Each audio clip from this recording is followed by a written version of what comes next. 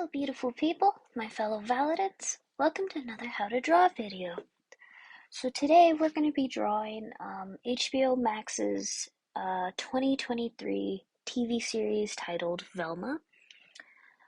From what I initially understood, this was a adaptation of the original Scooby-Doo series.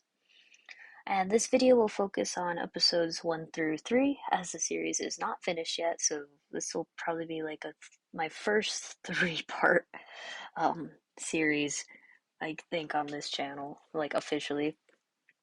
And before I begin drawing, no, let's start drawing. Let's just get into it here. We'll start with Velma's face. Oop, I'm not seeing it show up. Oh no. There we go. Nope. I think it's breaking on me. Like skull and brick. Let me see here. Let me pause and restart this. Hello, I'm back after some quick troubleshooting. Everything is working as it should, but I have decided to set the tone for this video on the Velma series by showing you what the opening lines are. And once you've seen that, we'll come back here and we will begin the drawing video. It won't take long, don't worry. But yep, these are the opening lines for the first episode of Velma.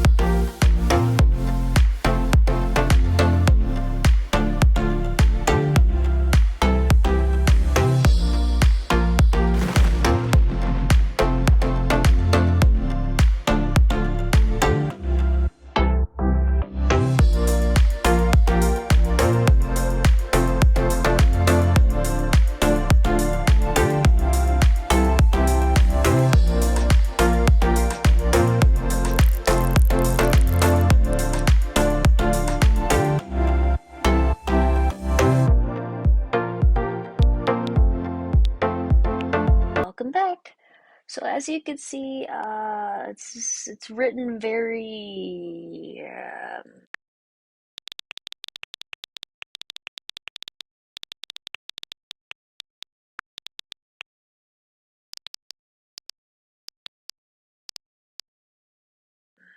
what's a good way to put it? Someone who's trying to be like hip and cool with the younger generation by using buzzwords that we've all seen in a lot of media. Whenever you see headlines, you see you sometimes see stuff with some of these words, you know. It's not what I thought I knew it was bad. Okay, I'm just gonna say that. I knew it was bad. Let's start with her face. With Velma's face here. It's kind of an oval. Um, everyone's been saying it's bad. And so it's not like I went in thinking it actually would be good or whatever. Let's give her some glasses. Some rectangle shapes right here. It's really, really bad. I can't describe how disappointed I am at how racist and sexist this is. Aside from Velma herself, like all of the Scooby-Doo characters who appear or their interpretations that appear in this um, adaptation, they're all terrible people. They're all really, really bad people. They really don't even resemble their previous personalities in past adaptations. I actually never liked the series, the other animated series that took place in Crystal Cove or whatever it's called. I never liked that series. I didn't like the animation style. And it's interesting in that one where they're like looking for Fred's parents, right? Like the original mystery crew or whatever. And in this one, we're actually looking for Daphne's parents for a little bit. Wait, am I skipping too far ahead? I might be skipping too far ahead. It's fine. We're only going to focus on the first three episodes. So I will look at my notes here while I draw. So point number one, Daphne is a freaking bully. She is not a good person. I mean, neither is Velma. Velma is also not a good person. Like I said, none of them are good people. They're not even likable in any way at all.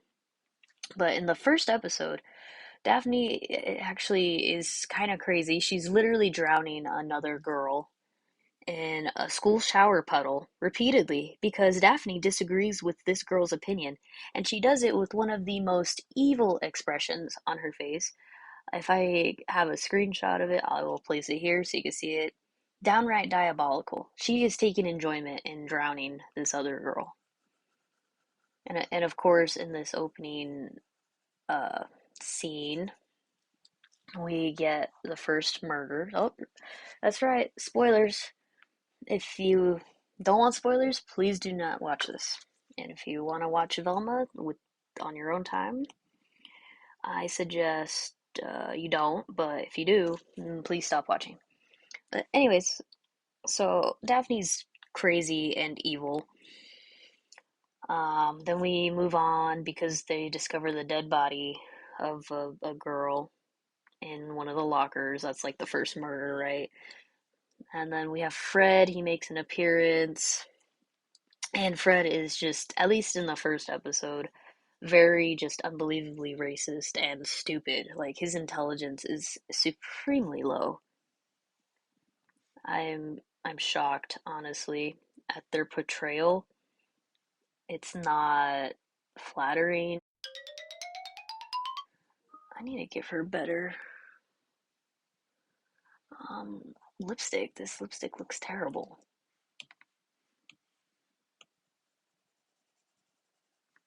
I need better lipstick. Lipstick. Need some lipstick. Beautiful lipstick. That's better. Yeah, that's better. Um, but I guess at least Fred and Daphne are dating for a little bit, so that's kind of accurate. Um, Velma herself, she has a lot of these random panic attacks with evil entities tormenting her, and they constantly remind her, like, oh, you don't solve mysteries anymore, or what are you doing? Blah, blah, blah, blah, blah. You know, it's kind of weird because that's not explained for a while. She's just these panic attacks will like literally kill her if she doesn't stop them or do anything about them. It's kind of weird. Like they literally like will give her a heart attack. I don't know. And I think it's pretty over the top.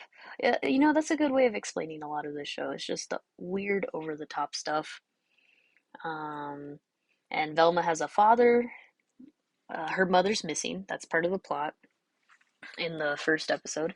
Her dad, like most people, a lot of people really don't like Velma, but her father especially, he like dishes out like a lot of truths and he lays it on pretty harsh and thick, telling Velma that she's like a weirdo and she needs to socialize more like a normal human being, and the only reason people are accusing her of murder is because she's fairly unlikable. Like honestly, just a very unlikable individual. But man, her dad is also like super cringe. He knocks up the owner of like the popular malt shop. So yeah, so he basically has a baby mama. And even the baby mama says, people only think you're a murderer because you're a creepy loser. Like, damn. Even the writers don't like Velma, but because of the corporate higher ups, they're forced to make pretty cringy and, well, it's a pretty cringy and lackluster product using the Scooby-Doo IP. Like, there's no question about that. This is not what I would have thought it would be. I don't I went in with no expectations other than the only expectation was that it would live up to it being like bad. And it is bad, and it lives up to that. And there's like a lot of what people would describe as social justice humor, or I don't know what else you would call it. Like that, just those opening lines that you guys saw, with Velma, I guess, being anti-patriarchy and everything. It's just odd to me that well, in the first episode, they make a lot of commentaries. They make a lot of commentaries throughout the series, but it's particularly about how, like, sex sells. Like, that's the conversation that Daphne and the girl that she drowns partially in the school shower puddle. That's part of the argument they have, that sex sells or whatever, and they're all in a shower, and they're all like partially like nude, but their breasts are actually censored with like soap bubbles. And I think this is a mature rated show. And I just think it's weird that the boobs are censored because a core theme here seems to be about giving females agency and power over their stories, right? So shouldn't we dispense with the archaic sense that the female body is only for male enjoyment and should be hidden from view unless otherwise stated, or in the bedroom? Like, it's like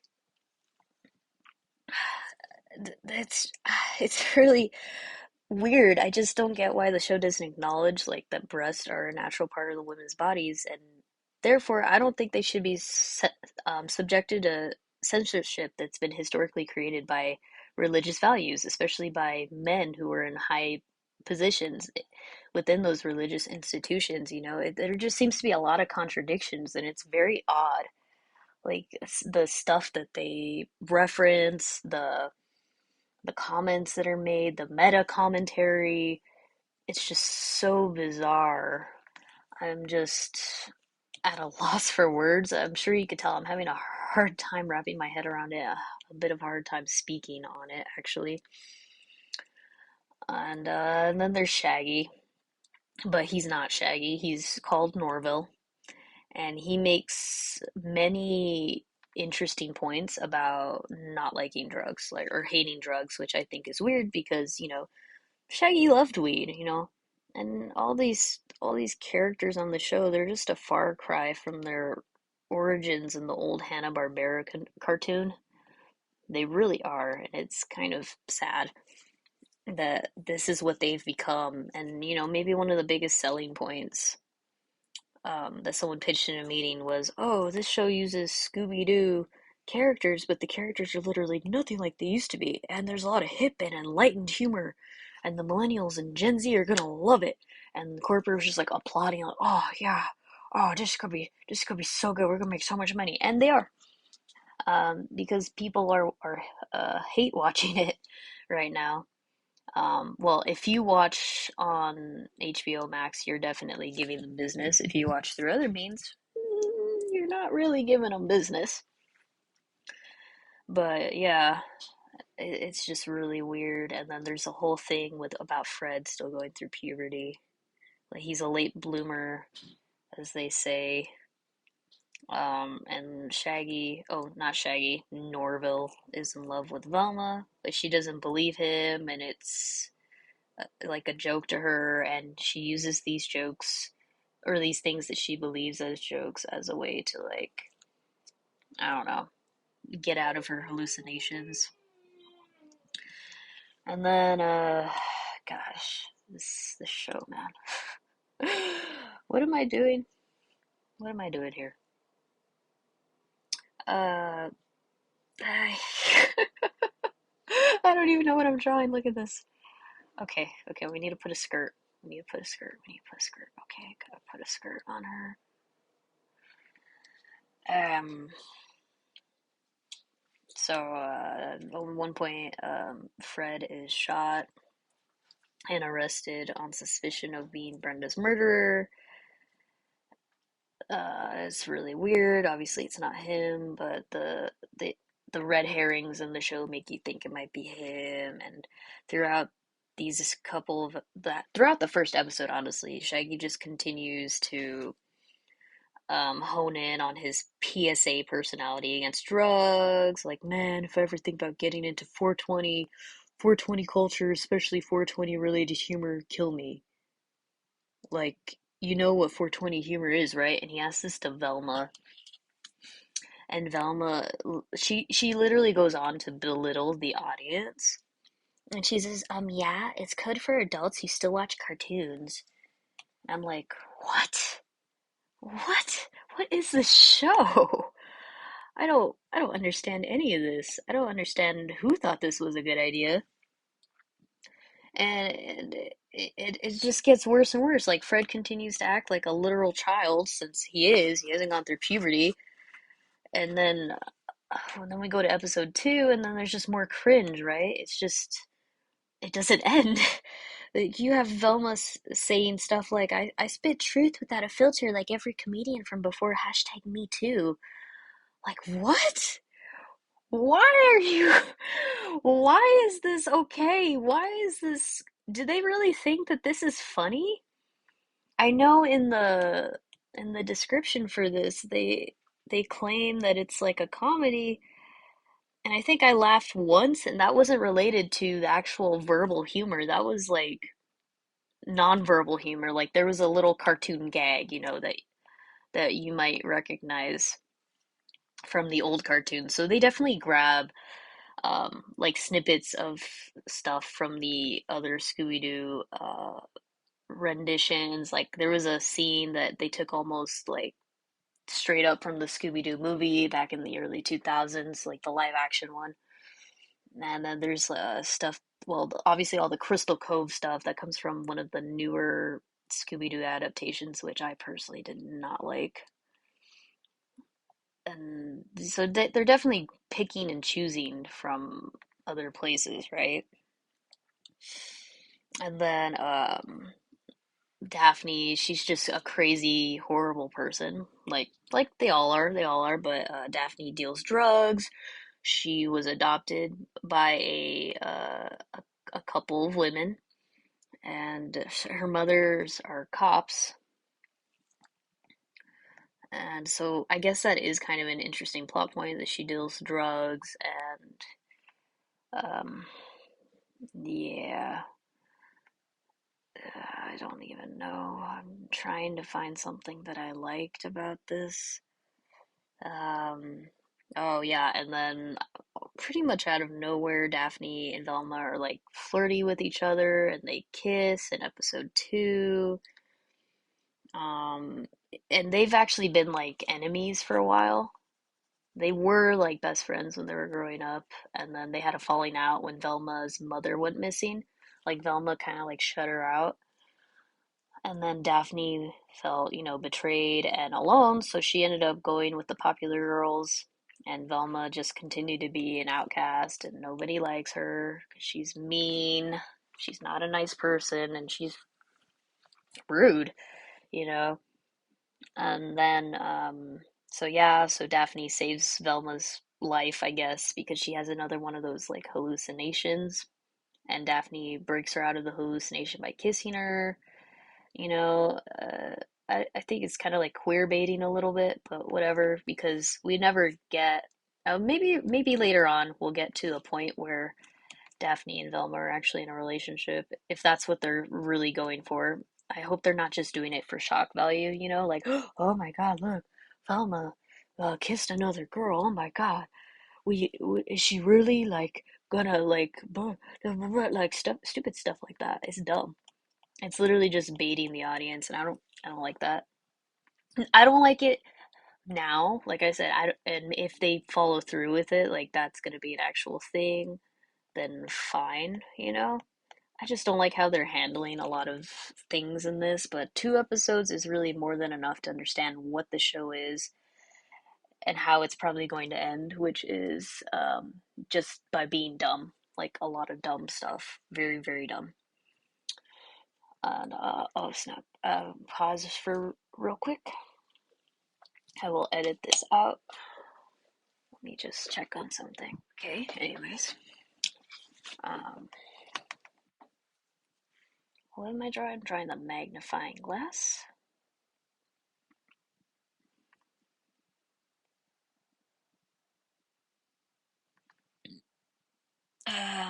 What am I saying? So, episode three, basically a quick rundown of that, since we are covering episodes 1 through 3 here. Velma and Daphne are trying to understand each other's feelings for each other. They end up having a fight, and it's like a literal fight match with the school as an audience because the school is trying to determine who is like the most or the least likely to be kidnapped and murdered because we have quite a few murders happening. Um, it's kind of weird, but yeah, so they end up fighting, and Norville, he becomes Fred's therapist while Fred is in prison because he's been imprisoned for the suspicion of murdering Brenda, and Norville is there trying to get details on like the mysteries that are going on concerning, who's actually murdering these young women. I guess, yeah, they're technically young women. I mean, they're in high school. These high school girls, and if he could find out like what happened to Velma's mom, that's like another plus because Norville is hopelessly in love with Velma. It's really cringy, and it affects his life in a lot of ways, negatively for the most part. And after more talks, Velma and Daphne, they decide to just be friends. Um, not even friends with benefits. Like literally, they decide to just be friends, but it's kind of hard because they still like have feelings for each other, I guess. And then at the end of the episode, a bunch of prisoners, including Fred, escape the prison, but they run into Daphne's mothers, the cops basically, and yeah, they're basically sent back. And that's the end of episode 3 basically. So what we've learned with these shows, I guess. Do I want to draw all these hands? I don't think I do. Well, maybe we can. Let's just shrink Velma down a little bit. Or we don't have to shrink her down that much. That's good, yeah. And then we'll put the logo behind her, so we'll make that on a new layer. Anyways, so what we've learned is that Velma has a lot of trauma from her mother disappearing on, I think it was Christmas or around Christmas time, disappearing into the woods, and never returning for years. Her father, Velma's father, is very neglectful towards Velma, and I'm sure all of this has contributed to her having such a rotten personality and just a bad attitude. So it's not like for no reason, I guess. There is reasoning for why Velma like behaves like this. Even though I don't like it, I don't like how any of the characters are. They're all and Norville starts off like kind of nice, but his pandering and his like lack of a lack I guess lack of self-respect just makes him not likable. Yeah, that is right. The lack of self-respect for himself. He literally lets Velma use him like for everything. And you feel a little bad for him until later on, but as of right now, yeah, you kind of feel bad for the guy. Oh, and I just think it's so weird that they they took such left turns with all the characters. I guess the one who's closest just actually no, they're all so far off base. None of them are close to what they used to be. That's for sure. It's just very strange. I'm not the biggest fan of the show, but I have watched. up to episode 8. There's supposed to be 10 episodes. That's why this is going to be a three-parter. So this is our first rendition of Velma. There will be two more renditions that you can look forward to. I want to finish this series. I am curious to see how it ends, and HBO's already greenlit this for season 2, much to the chagrin of many people. But now I think is the time for me to focus on the positives that I enjoyed about the first 3 episodes, which this might be the only thing that I focus on for positivity for the remainder of the show, but I do like the animation. I think the animation is done very well. The art style's fine. The animation, it's very clean and flows well for the most part, especially in the parts where Velma has her panic attacks. I think it's very interesting, and I like it more than I thought I would. Oh, maybe I don't need to. Oh, duh, I don't need to do it right here because the magnifying glass is already in the way. Duh, making an extra work for myself when I don't have to.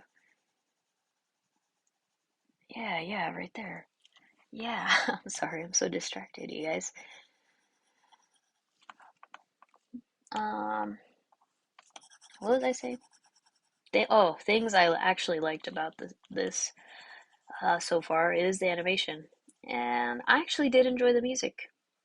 The music isn't half bad, actually. I was like, oh wow, they actually had a decent budget for the music and the animation. So it's not like it looks like garbage and sounds like garbage. Well, it does sound like garbage when they talk. The things they spew, oh my goodness. I just need to stop. It's like stop. You didn't need to do the mystery gang so dirty like this. Oh, and Scooby-Doo, at least in these first 3 episodes, I'll be honest, all the way up to episode 8, he's not in here. I don't know if he's ever gonna make an appearance. It is called Velma. It's not called Scooby-Doo. So Scooby-Doo might not even make an appearance until, I don't know, season 2. They probably already had season 2 greenlit even before, and they only announced it because they wanted to let everyone know, well, we know you don't like it, but there's already season 2 happening, so haha, screw you. It's just, it's bad. Like I said, I think it's really racist and sexist. For a show that claims to be like enlightened or woke or whatever, it's not done right. And there are ways to make good videos and media, or good film and media, without forcing a political agenda or at least making it so blatant. And you know how you do that? It's actually really easy. I'll tell you guys. If you want to add diversity to a cast for whatever your reasoning, you just do it. You don't focus on that. And you definitely don't need to be using old IPs to make that happen. You should be making new ideas, new IPs with a diverse cast, if that's your aim, instead of butchering beloved classics. Like, my goodness. Why could this have not been its own, like, mystery show with a diverse cast? Like, well, why did it have to be Scooby Doo? Did HBO, like, just get the rights to it and they wanted really badly to make it Scooby Doo? Or did they just make it use the Scooby Doo cast because they didn't think like their show would be good enough on its own and they needed some kind of familiarity to it, aka, the Mystery Gang? Like, well, what was the reasoning for this? I'm genuinely curious, like, what happened and why that this has come to be, you know? I don't know. I think it's odd. I think Daphne is surprisingly evil and criminal for never being like that in any prior adaptations. You know what the Scooby-Doo movie did right? The original one from the early 2000s, the live action one. You know what that one did right? It made Daphne no longer a damsel in distress. She learned how to fight, how to defend herself, and she literally embodied female energy and empowerment, and that was an early 2000s movie where they did that, and they did it right. And I don't see why this show couldn't have gone along those kind of lines if they really wanted to give into that, type tap into, promoting more female agency and stuff. Clearly there's plenty of female agency and everything, but there's also a lot of contradictions. As if you watch this, you will see them. You will definitely see them. This is just a walking contradiction, this television series, but it has great music, has great animation. The panic attacks are really over the top. They don't make a whole lot of sense to me that they're that bad, and I guess Velma has them regularly. She's almost always like passing out slash dying from these panic attacks. And her father's just not a good person either. But, like I said, he's pretty harsh with her. And people are pretty mean to Velma, but I think they're just being mean back because she's always like, or she's been mean for such a long time, then that's why people are like, they say bad things about her, they make fun of her, you know. That's what I think. Isn't there a saying, you get what you give out to the world? Something like that. I actually do like the I kind of do like the art style a little bit since I like the animation. I do want to study it. It seems interesting. Let's add some hands here. Quick little hand. Eep, beep, beep. I'm a hand. Beep, beep, beep. I am also a hand. Um, yeah, I do like some of the set pieces. I'm not the biggest fan of the animation style, but it is a unique style. It's definitely stylized. I do like even though the nightmare segments don't make a whole lot of sense. Well, they look good, Even if it's kind of random that she has such intense things and she's just so casual about it. I'm just like, maybe you need some therapy. And I think at one point she does acknowledge, like, oh, maybe I should get some therapy, and she's like, nah, or something like that. It's it's weird. So if you are as curious as I was to watch this, don't. But I know that's just gonna make some of you watch it anyway. So you have been warned. Part two coming for episodes 4 through 6, episodes 4 and 5 and 6. Because, like I said, I haven't finished it, and I do feel like those episodes were sort of blur, and I don't remember them very well. And I do want to make another drawing. So I'll see you guys again soon in the next video, whenever that will be. My brain hurts from thinking about this so much. So enjoy your day, and try to stay positive, you guys out there in the world. Bring positivity to your life, and you send it out into the world. You will probably get more positivity than you think back. A lot of stuff is about a mindset, which is why I'm trying to find other things that I like about this series, because we have another season of this coming, and I'm probably gonna watch it. I'm actually a pretty big Scooby-Doo fan. I've been starved for like decent Scooby-Doo content for a long time. That's why I knew I was gonna watch this at some point. Like that was a guarantee. And maybe we should write our own fan fiction as a community, because that's what this reads as. This really does read as like some AO3 like fan fiction where it's just the gloves are off, nothing is off the table. Here it is, and it's probably gonna get worse. Okay, you guys. Bye bye. Have a great day.